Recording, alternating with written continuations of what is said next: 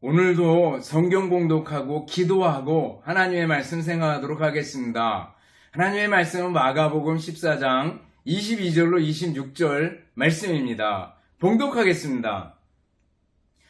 그들이 먹을 때 예수께서 떡을 가지사 축복하시고 떼어 제자들에게 주시며 이르시되 받으라 이것은 내 몸이니라 하시고 또 잔을 가지사 감사기도 하시고 그들에게 주시니 다 이를 마시매 이르시되 이것은 많은 사람을 위하여 흘리는 나의 피 곧 언약의 피니라. 진실로 너희에게 이르노니 내가 포도나무에서 난 것을 하나님 나라에서 새 것으로 마시는 날까지 다시 마시지 아니하리라 하시니라. 이에 그들이 찬미하고 감람산으로 가니라. 아멘. 기도하겠습니다. 사랑과 은혜가 풍성하신 하나님 아버지 감사합니다. 오늘도 하나님께 예배드리며 또 하나님의 말씀을 생각하는 소중한 시간입니다. 이 시간 말씀을 마음으로 받고 마음에 새기고 믿음으로 승리하게 하옵소서. 예수님 이름으로 기도드리옵나이다. 아멘. 여러분 다시 만나서 반갑습니다. 주님의 이름으로 여러분들을 진심으로 사랑합니다. 또 한 주간 지나오면서 감사할 일들을 생각해 보시고요. 또 우리들이 이렇게 건강한 모습으로 서로 대화할 수 있다는 것이 얼마나 큰 은혜이며 감사한 일인지 모르겠습니다. 우리가 신방을 하다 보면 벽에다가 이게 큰 그림을 붙여놓은 집들을 보게 됩니다. 어떤 집은 액자를 걸어놓기도 하고 어떤 집에는 스킬잣으로 멋있는 그림을 그려놨는데 바로 레오나르도 다빈치의 최후의 만찬이란 그림입니다. 그 그림을 보면 예수님과 12제자의 모습을 얼마나 잘 표현해 놓았는지 모릅니다. 그래서 지금도 최고의 명작으로 남아있는 줄 압니다. 그런데 실제로 유대인들은 의자에 앉아서 밥을 먹었다기보다는 이렇게 반쯤 누워서 식사를 했던 걸 볼 수가 있습니다. 어쨌거나 그 그림은 최후의 만찬의 그림이고 그리고 오늘 읽은 본문 말씀을 배경으로 하고 있습니다. 오늘 본문 말씀에 보면은 예수님의 최후의 만찬, 그렇지만 이 만찬은 최초의 성찬식이었습니다. 그래서 우리들이 성찬식을 행하는데 그 성찬식의 모형이 오늘 본문에 나타나는 것을 볼 수가 있습니다.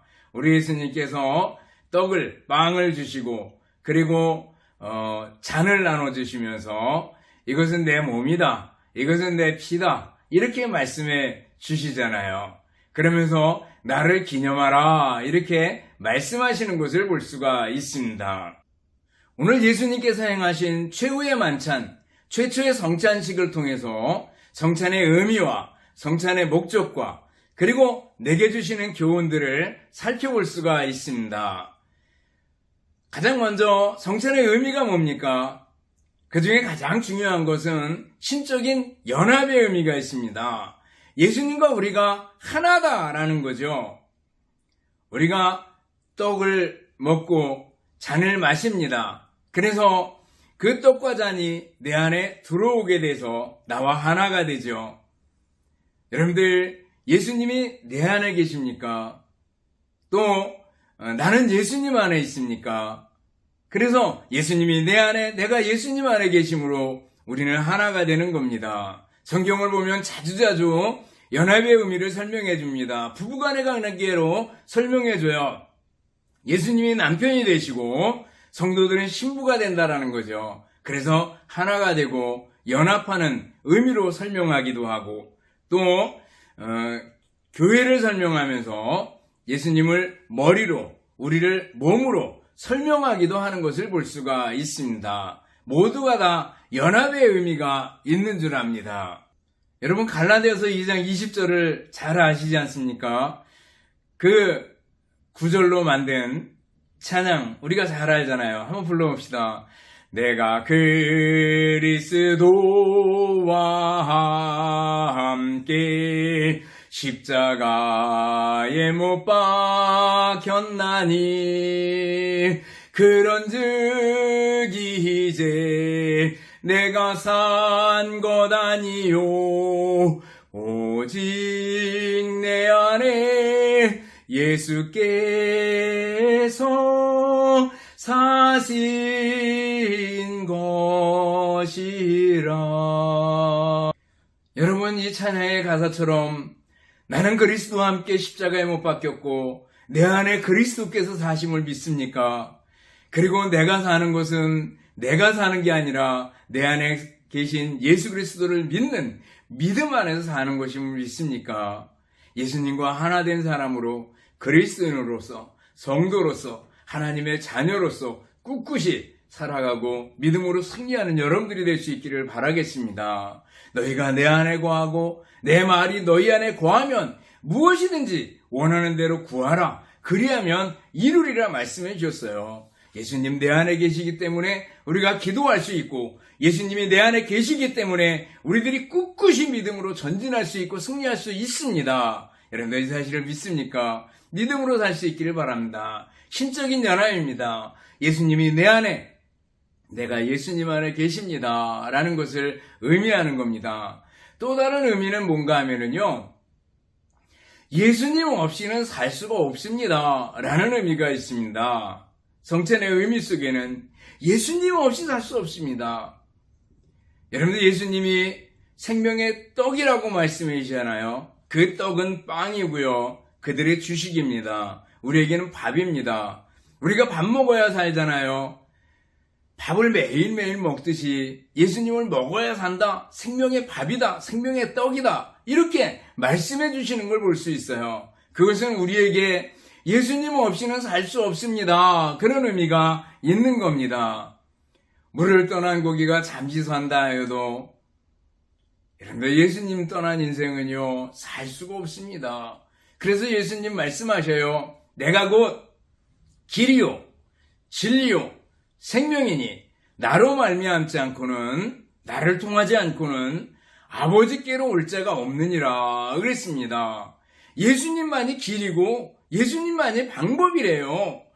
여러분들, 예수님 없이 살 수 없습니다. 여러분들, 예수님 없이 살 수 있다고 생각하십니까? 그럴 수 없다라는 거예요. 어떤 사람들은 예수님 믿는 것을 장식품처럼 생각하는 사람이 있습니다. 아, 나는 기독교인이다 라는 거를 하나의 이렇게 겉에 경력처럼 집어넣고 다니는 사람이 있습니다. 그러나 진정으로 예수님을 믿는 믿음이 우리들에게 필요한 줄 압니다. 어떤 사람은 환경 따라, 또 만나는 사람 따라 막 이렇게 신앙이 요동치는 경우를 보게 됩니다. 네 가지 마음밭에 돌짝밭을 여러분들 아시죠? 돌짝밭에 떨어진 씨앗은 맨 처음에 뿌리도 내리고 그리고 싹도 틔우고 조금 자랍니다. 그러나 햇빛이 쨍쨍 내리쬐니까 말라버립니다. 바로 우리가 예수님 믿을 때 잠시 기쁨이 있지만, 그러나 조금 더 나가다가 힘든 일, 어려운 일, 또 환난과 핍박, 세상의 유혹들 이런 거 올 때, 아, 예수 믿기 너무 어렵다, 예수님 있는 것은 너무 힘들어, 이렇게 하고 예수님을 떠나가는 경우를 보게 됩니다. 그래서는 안 될 줄 압니다. 또 온갖 핑계를 대고 교회 다니거나 예수님 믿는 것을 뺀질대고 멀리하고 피하는 사람들을 종종 보게 됩니다. 난 바빠서 예수님 믿을 수가 없어요. 교회 갈 시간이 없어요. 나는 바빠서 성경 읽을 시간이 없어요. 이렇게 얘기하는 사람들이 있습니다. 그래도 뭐예요? 바빠도 밥은 먹고 바빠도 병원엔 가야 되잖아요. 핑계를 삼으려면 얼마든지 핑계를 삼을 수 있는 것을 봅니다. 그러나 여러분들, 정말 중요한 분이 예수님이라면, 나의 생명이 예수님이라면, 여기에 살 길이 있고 여기에 진리가 있다면 우리는 아무리 바쁜 것들을 다 뒤로 제껴놓을 겁니다. 아무리 힘든 어려움과 환난들도 다 이겨낼 수 있을 겁니다. 예수님이 길이고 예수님이 진리고 예수님이 생명입니다. 예수님 없이 살 수 없습니다. 여러분들, 예수님만 바라보고 예수님만 의지하고 살아갈 수 있기를 바랍니다. 예수님 없이는 살 수 없습니다. 예수님이 생명의 밥이십니다 라는 의미가 성찬식에는 있습니다. 또 성찬에는요, 예수님의 즐거움에 참여하는 의미가 있습니다. 즐거움에 참여하는 의미가 있어요. 여러분들 잔치에서 뭐가 중요합니까? 음식을 나누는 게 중요하잖아요. 전에 교회에 있을 때 공주 쪽에서 장례가 난 적이 있습니다. 우리 집사님 어머니였는데 아주 옛날입니다. 그래서 간 적이 있는데 그 동네는요, 사흘 동안 온 동네 잔치를 합니다. 그래서 상여를 메고 사흘 동안을, 빈 관을 상여를 메고 사흘 동안을 이렇게 돈다 그러더라고요. 그리고 온 동네 사람들이 거기 와서 잔치를 벌이고 있는 것을 봤어요. 장례식이나 결혼식 또 큰 잔치 때 먹는 것은 매우 중요합니다. 여러분들 왜 그럴까? 먹는 거는요, 우리들에게 만족감을 주기 때문에 그렇습니다. 먹는 곳에서 곳간에서 인신난다 그런 것처럼 먹는 곳에서 마음이 열리고 서로 먹음으로 교제가 되고 먹음으로 즐거움과 기쁨이 있게 되는 것을 볼 수가 있습니다. 먹는 게 참 중요합니다. 그런 의미에서요, 성찬은요, 우리에게 참 만족과 기쁨을 주는 걸 알 수가 있습니다. 여러분들, 세상의 만족과 세상의 행복, 세상의 기쁨, 세상의 즐거움 어디서 오겠습니까? 어떤 사람은 노래에 심취해서 노래가 최고의 만족을 주리라고 생각을 합니다. 그럴 수 있어요. 기쁨과 만족을 줄 수가 있습니다. 또 어떤 사람들은 영화나 혹은 예술이나 이런 데 깊이 빠지기도 합니다. 거기에 만족과 기쁨과 즐거움, 성취감 이런 것들이 있을 수 있습니다. 또 어떤 사람은 좀 더 부정적으로 술이나 혹은 마약이나 이런 데 푹 빠져드는 경우도 보게 됩니다. 거기에도 일시적인 만족과 기쁨이 있는 줄 압니다. 그러나 이 세상이 주는 기쁨과 이 세상이 주는 만족은요, 거기에는 한계가 있습니다. 그러나 예수님께서 우리에게 주시는 기쁨과 우리에게 주시는 만족은 한계가 없고 한이 없습니다. 그래서 바울사도는 감옥 안에 있으면서 감옥 바깥에 있는 성도들에게 뭐라 그래요? 기뻐하라! 내가 다시 말하노니 기뻐하라! 이렇게 얘기해 주는 걸 볼 수가 있습니다. 감옥에 갇혀있는 바울사도가 뭐가 기쁜 일이 있겠어요? 묶여있는데, 자유스럽지 않은데, 맘대로 다닐 수가 없는데, 먹을 거 맘대로 먹을 수도 없는데, 근데 바울사도는 그 안에 기쁨이 있었습니다. 누구로 인한 기쁨이에요? 예수님으로 인한 기쁨과 만족이 있었습니다. 그래서 바울사도는요, 항상 당당했습니다. 아그리빠 왕이 위의를 갖추고 아주 정장을 하고, 왕의 복장이죠. 정장을 하고 나타나서 바울사도를 신문한다고 앉았을 때 그 아그리빠 왕을 향해서 뭐라 그래요? 내가 묶인 것 외에는 당신이 나와 같이 되기를 원합니다. 이렇게 얘기합니다. 내 안에 있는 기쁨을 당신도 가지기를 원합니다. 내 안에 있는 복음을 당신도 가지기를 원합니다. 내 안에 있는 예수님을 당신도 가지기를 원합니다. 라고 얘기하는 거 아니겠어요? 여러분들, 예수님이 우리에게 참 만족과 기쁨을 주시는 분입니다. 이 세상의 기쁨, 이 세상의 행복은요, 일시적입니다. 어느 정도 가다 끝날 수 있습니다. 한계가 있습니다. 그러나 예수님이 주시는 만족은 한이 없고 끝이 없고 영원한 기쁨, 영원한 만족을 주신다라는 거예요. 성찬은 우리에게 즐거움과 만족을 주는 의미가 있다라는 걸 기억할 수 있기를 바랍니다. 그러면은 성찬에는 어떤 목적이 있는가? 첫 번째 목적은요, 예수님을 기억하고 예수님을 기념하는 목적이 있습니다. 예수님의 십자가를 생각하는 겁니다. 예수님의 최후의 만찬, 최초의 성찬식을 생각하면서 예수님이 이것을 먹으면서 나를 기념하라고 하셨지, 나를 기억하라고 하셨지 라는 걸 기억해야 됩니다. 예수님께서 십자가에 의해서 쓰라린 고통을 당하셨는데 그 아픈 고통은 바로 나를 위한 것이야 라는 걸 생각하고 성찬에 참여해야 됩니다. 예수님의 십자가의 보혈, 예수님의 십자가의 그 고난을 생각하지 않고 성찬에 참여할 수는 없습니다. 성찬을 행하는 목적은요, 바로 나를 기념하라, 예수님을 기억하고 예수님을 기념하는 목적이 있습니다. 또 두 번째는요, 성찬을 통해서 신앙을 견고하게 하는 목적이 있습니다. 하나님께서 우리에게 주시는 은혜들이 있는데 그 은혜들을 주시는 방편, 도구들이 있습니다. 하나님의 말씀 성경을 통해서 또 기도를 통해서 또 설교를 통해서 우리에게 은혜를 주십니다. 근데 오늘 성찬을 통해서도 우리에게 큰 은혜를 주십니다. 그래서 성찬에 참여함으로 우리의 믿음을 새롭게 하고 더 견고하게 하는 그러한 목적이 성찬 속에는 있습니다. 내가 믿음으로 살아야지. 예수님을 기억하고 예수님을 생각하는 나는 이제 믿음으로 살 거야 라고 다짐하고 결심하고 신앙을 견고하게 하는 목적이 있습니다. 그리고 세 번째 목적에는요, 죄를 제거하는 데 목적이 있습니다.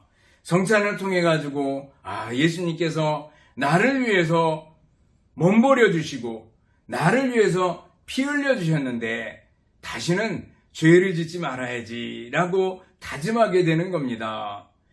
죄를 짓지 않으리라 결심하고 죄를 회개하고 돌이키는 데 목적이 있습니다. 또 성찬의 목적에는요, 그리스도를 더욱 사랑하게 하는 데 목적이 있습니다. 예수님 더욱 사랑하며 살아야지.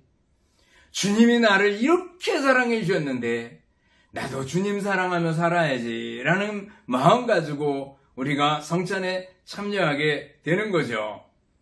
베드로에게 예수님께서 찾아오셔서 뭐라 그랬어요? 요한의 아들 시몬아, 네가 다른 사람들보다 나를 더 사랑하느냐? 이렇게 물으십니다.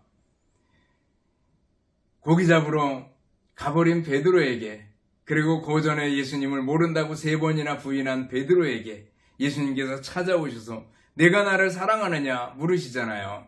그리고 베드로는 주님께서 아십니다. 내가 주님을 사랑합니다. 이것을 확인한 다음에 예수님께서 내 양을 먹여라, 내 어린 양을 먹여라 말씀해 주잖아요. 바로 우리들에게 주님께서 원하시는 게 있다면 뭐예요? 예수님 사랑하는 겁니다. 성찬은요, 예수님께서 나를 무한히 사랑하셨다는 것을 깨닫게 하고 나도 예수님 사랑하며 살아야지 라고 살게 만드는 게 바로 성찬의 목적입니다. 성찬의 또 다른 목적은 예수님의 재림을 소망하며 살게 하는 데 목적이 있습니다. 성찬식을 행할 때마다 다시 오실 예수님, 그분을 기다리며 그분을 소망하며 살아가는 겁니다. 바울사도는 고린도전서 11장에서 성찬에 관해서 쭉 얘기를 해줍니다. 그러면서 11장 26절을 보면 너희가 이 떡을 먹으며 이 잔을 마실 때마다 주의 죽으심을 오실 때까지 전하는 것이니라 이렇게 말씀하고 있어요. 주님 오시는 그날까지 성찬을 행하면서 주님의 복음을 같이 전하고 나눌 수 있는 사람이 되어라 라는 걸 말씀해 주시는 거죠. 여러분들 성찬을 통해서 예수님, 다시 오실 예수님, 그 예수님께 대한 소망을 새롭게 간직하는 여러분들이 될 수 있기를 바랍니다.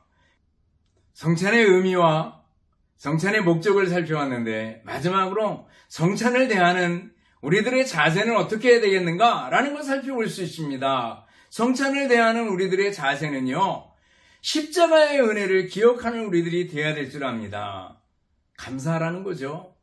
십자가의 은혜에 대해서 감사하라는 겁니다. 십자가의 은혜를 대할 때마다 감사하는 우리들이 되어야 될 줄 압니다. 여러분들, 예수님이 나 같은 죄인 위해서 십자가를 지시고 내 모든 죄를 십자가에서 다 담당해 주시고 나를 의롭다고 해주시고 하나님의 자녀로 삼아주셨으니 얼마나 감사합니까? 여기서 하박국의 성숙한 감사가 나오는 거 아니겠어요? 하박국 선지자가 이스라엘 백성들에게 바벨론 나라가 쳐들어오게 되고 그리고 이 백성들이 심한 고통을 당하게 될 걸 알았습니다. 그렇지만 뭐예요? 비록 무화과 나무가 무성하지 못하고 포도나무 열매가 없고 감람나무 소출이 없고 우리의 양이 없고 외양간에 소가 없을지라도 나는 구원의 하나님을 인해서 찬송하리로다, 감사하리로다 이렇게 나오는 거 아니겠어요? 여러분들, 하박국의 감사가 우리들의 감사가 되어야 될 줄 압니다. 이 세상 환경이나 주어진 것들 아주 열악하고 형편없을 수 있어요. 그렇지만 날 구원하신 그 은혜 때문에, 십자가의 은혜 때문에 감사하고 또 찬송하는 우리들이 되어야 될 줄 압니다. 감사합니다. 여러분들 감사 또 감사하는 성찬식에 감사가 빠지면 아무 의미가 없는 줄 압니다. 감사의 성찬식이 되어야 될 줄 압니다. 또 성찬식을 통해서 주시는 교훈은 뭡니까? 자기를 살피고 통회하는 심령을 가지고 회개하는 사람 되어야 됩니다. 성찬식을 통해서 숨은 죄를 찾아서 회개해야 됩니다. 여기서 잠깐 주의할 점이 있습니다. 바울 사도가 고린도서 11장 27절부터 이렇게 말씀하고 있습니다.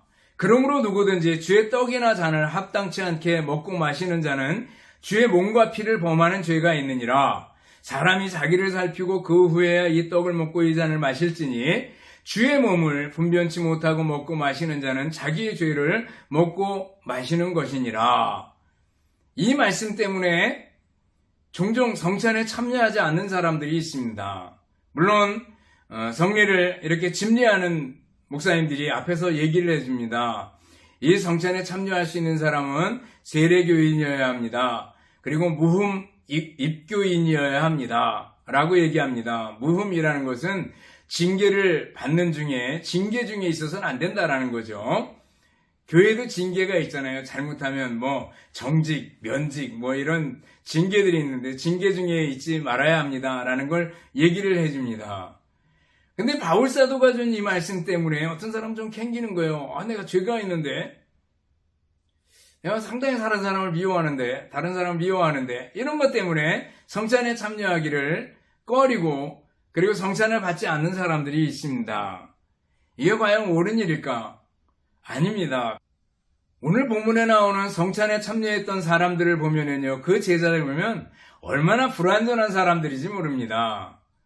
그런데 모두가 다 성찬에 참여해서 성찬에 임하고 있는 걸 봅니다. 우리도 마찬가지로 불완전합니다. 완전하지 않습니다.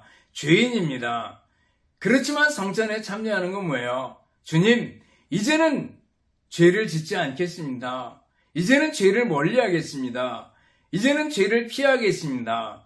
이제는 죄와 싸워 이기겠습니다.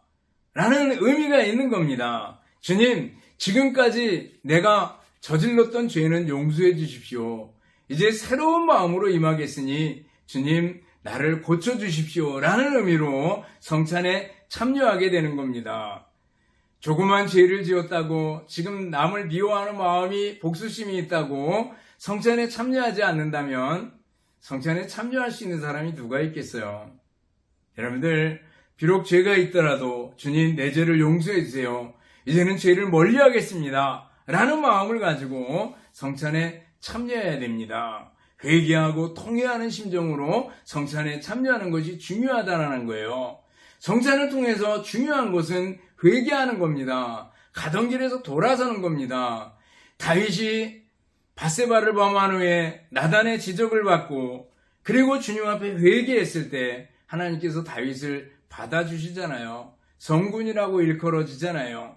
니느웨 사람들이 망해버릴 수밖에 없는데 요나가 전해주는 하나님의 말씀을 듣고 회개하고 엎드리잖아요. 하나님께서 그 땅에 내릴 그 진노와 형벌을 면해 주시는 걸 볼 수가 있습니다.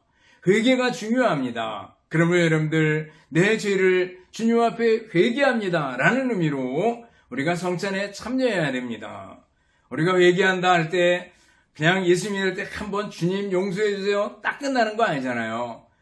우리가 목욕한 사람이 매일매일 다시 몸을 또 씻고 또 손도 씻고 발도 씻고 그렇게 하듯이 씻는 겁니다.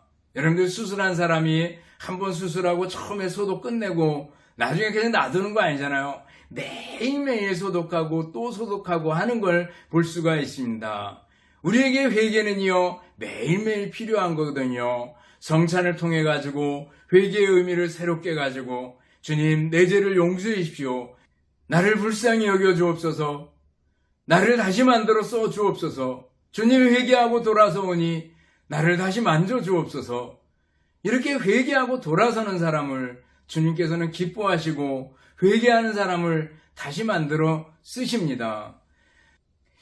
영국 왕실 아카데미 바이올리스트였던 피터 그루퍼라는 사람이 있었대요.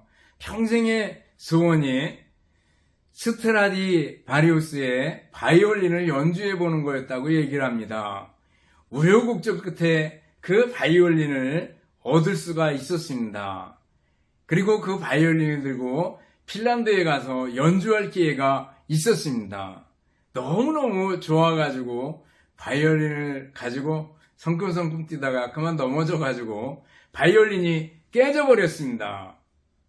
근데 런던에 한 바이올린 장인이 있었대요. 그 장인이 자기가 한번 고쳐보겠다고 얘기를 했대요.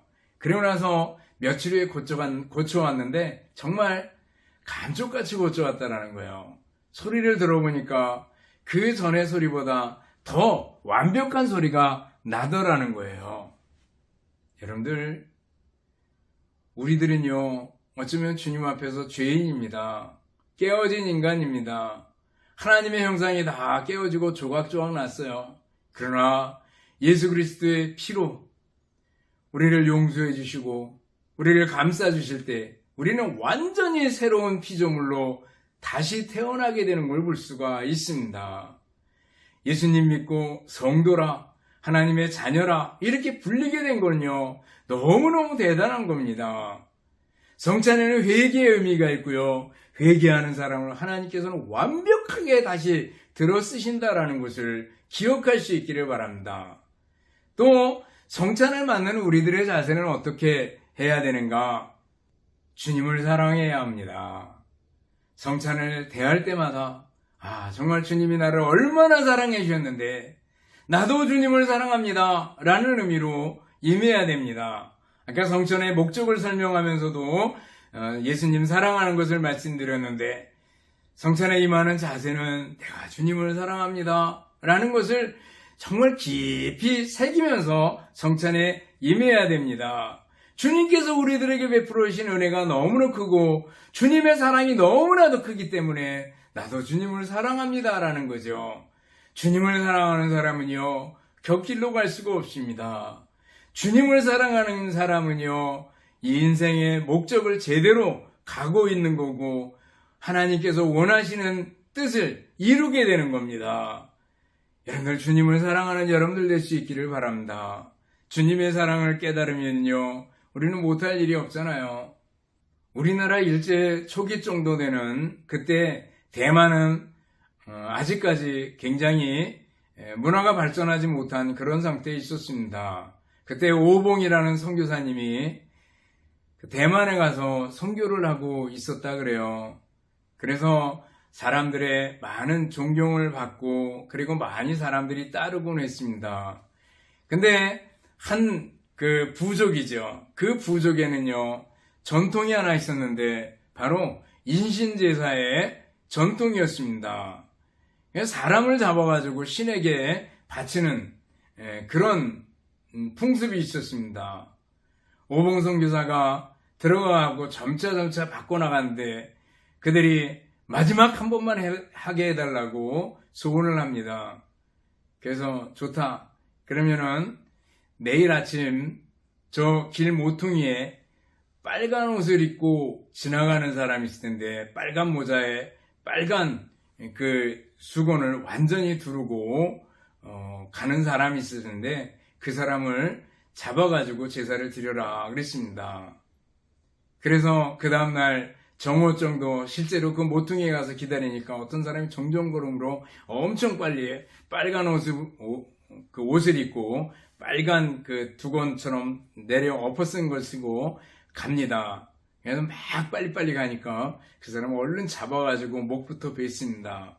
베고 보니까 오봉 선교사였다고 얘기를 합니다. 오봉의 희생으로다가 대만 그 지역에 있는 부족들이 예수님을 믿게 됐노라고 얘기를 합니다. 여러분들, 예수님의 희생 때문에 우리가 구원받았고 우리 신앙의 선배들의 희생 때문에 우리들이 예수님을 믿고 살 수 있게 되었습니다. 다시 한번 여러분들 성찬을 대하면서 감사하는 마음 갖고 대할 수 있기를 바랍니다. 사랑하는 성도 여러분, 오늘 우리는 예수님의 최후의 만찬, 우리에게 최초의 성찬식에 대해서 살펴보았습니다. 성찬식에 임할 때마다 감격이 넘칠 수 있기를 바랍니다. 늘 감사하는 마음 가지고 성찬에 임하고, 그리고 주님을 더욱더욱 사랑해서 주님께서 주시는 은혜를 더 많이 맛보는 여러분들이 될 수 있기를 주님의 이름으로 축원합니다. 기도하겠습니다. 사랑과 은혜가 풍성하신 하나님 아버지, 감사합니다. 오늘 성만찬에 관한 의미와 목적과 또 자세들을 살펴보았습니다. 성만찬에 임할 때마다 늘 감사하는 저희들이 되게 해주시고, 주님을 더욱더욱 사랑하는 저희들이 되게 하여 주시옵소서. 예수님 이름으로 기도드리옵나이다. 아멘. 축도하겠습니다.